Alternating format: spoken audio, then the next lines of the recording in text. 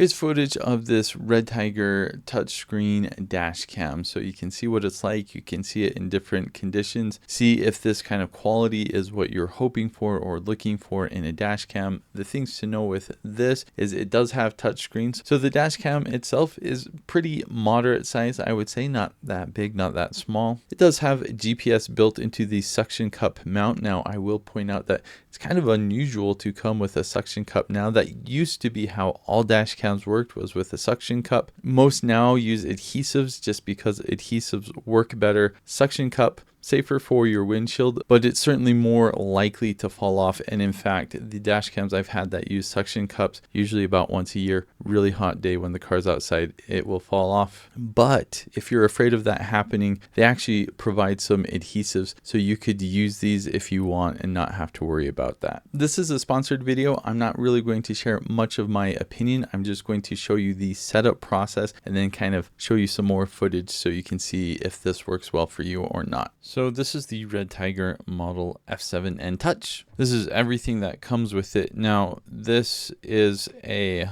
CPL, or a circular polarizing lens. I don't actually know if this comes with the set because all of this was sent to me so I could make this video. So you'll want to look that up if this is something you're interested in. Here's your main power cable. It is USB-C, and you do have a slot on the end for more power if you need it. Cable connector helper things. And this is just to kind of pry things so you can put your cord in there. It also comes with these. Presumably, if your suction cup isn't sticking as well, you can put these on and get it to stick better. You've got the rear camera here that plugs in directly to the front camera. And here's the suction cup mount. You do rotate it to get it to stick on there better. It also has the GPS unit built into it. It's got a couple of these sleeves, so if you want, you can put this on the front windshield.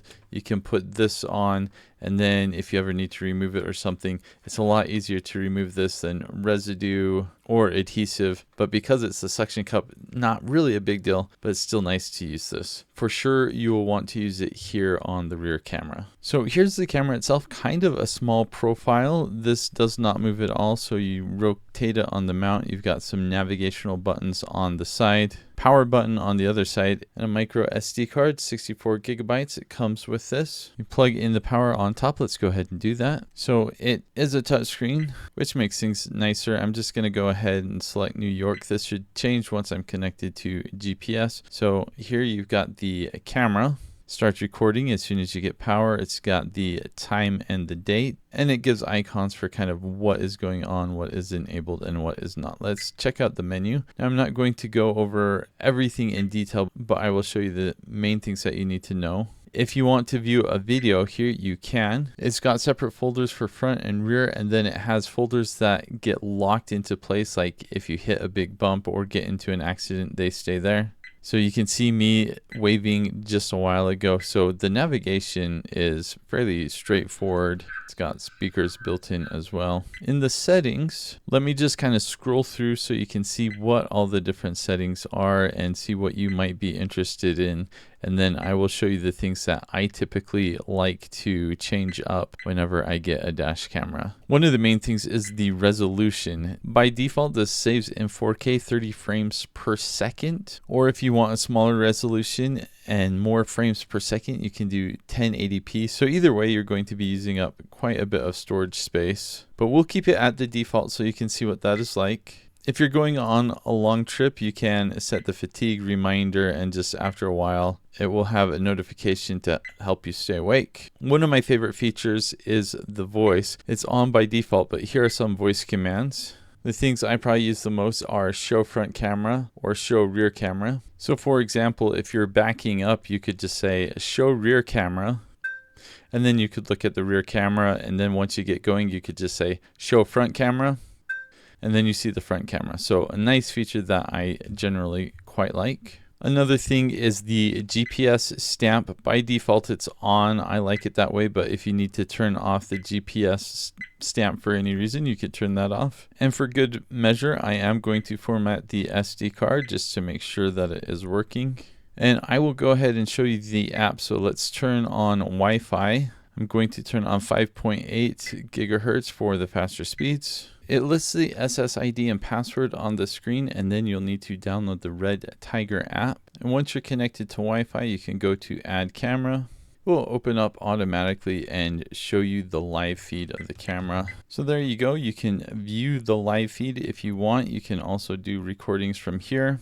If you'd rather view the files on your phone than on the screen here, you can go to Camera Files, and you can go through and view all your camera files and just do a playback there and download it to your phone if you would like to. And you can also go to camera settings. Not a lot of options for camera settings, but if you want to change a few basic things and you'd rather do that on your phone, that's what you would need that for. And before I forget, I'm going to go ahead and place the filter on the camera. It just pops right on there. The thing's perhaps a bit unique with this dash cam compared to other dash cams I've tried. Almost every dash cam I've tried has a front and a rear camera, so that's not really all that unique. Touchscreen is fairly unique. A lot of dash cameras do have that, but this is kind of a smaller profile than what you'll see with other dash cameras that are touchscreen. You also have an option to get a filter on the camera. Now this generally helps reduce some glare, kind of gives the overall look a little bit more saturated or colorful. So that's a bit unusual, but I think mostly the thing that sets this apart from others is just the overall video quality. So I'm just gonna show you some of the video quality